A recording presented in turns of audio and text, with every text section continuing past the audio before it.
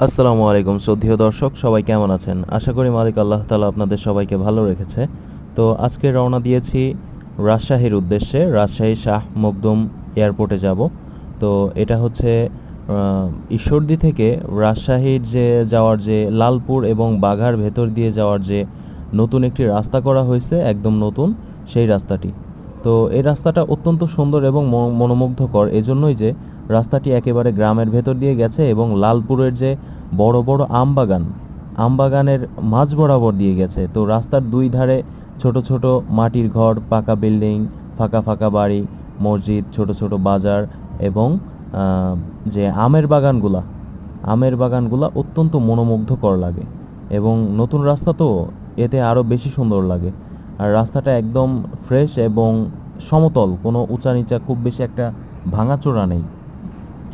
তো রাজশাহী যাওয়ার পথে হুট করেই আকাশের আবহাওয়াটা অত্যন্ত খারাপ হয়ে গেল। তো দেখতে পারতেছেন প্রচণ্ড বাতাস হচ্ছে, কিছুক্ষণের মধ্যেই বৃষ্টি আসবে।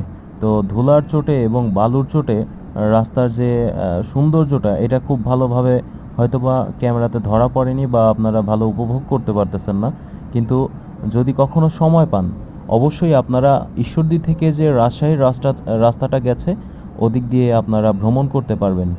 এতে অত্যন্ত মনোমুগ্ধকর দৃশ্য উপভোগ করতে পারবেন। আর বিশেষ করে গ্রামীণ যে দৃশ্যগুলো দেখা যায়, আপনারা হয়তোবা ক্যামেরায় খুব ভালো একটা বুঝতে পারতেছেন না, কারণ আবহাওয়া খারাপ, রাস্তায় প্রচণ্ড ধুলাবালি উঠতেছে, এই কারণে হয়তোবা বুঝতে পারতেছেন না। কিন্তু অত্যন্ত সুন্দর, এবং ভিডিওটা আমি একটু ফাস্ট করে দিছি, না হলে অনেকটা বড় হয়ে যাবে। তো রাস্তাটা মোটামুটি অনেক ভালো একটা চওড়া রাস্তা।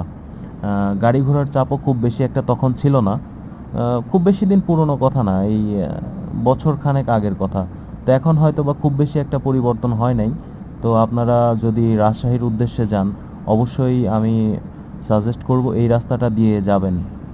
বিশেষ করে যারা ভ্রমণ পিপাসু মানুষ আছেন, তাদের জন্য অনেক উপকৃত হবেন। এবং উপকৃত কতটুকু হবেন বলতে পারবো না, তবে কিছুটা প্রাকৃতিক সৌন্দর্য উপভোগ করতে পারবেন একদম মন ভরে। আর যদি আমের সিজনে যান, তাহলে তো আম, বলাই বাহুল্য যে আপনারা আম বাগানে গাছের পাকা আম দেখতে পারবেন। তো আমরা প্রায় পৌঁছে গেছি লালপুরের দিকে। লালপুর না, এটা সম্ভবত বাঘার কাছাকাছি চলে আসছি। হ্যাঁ।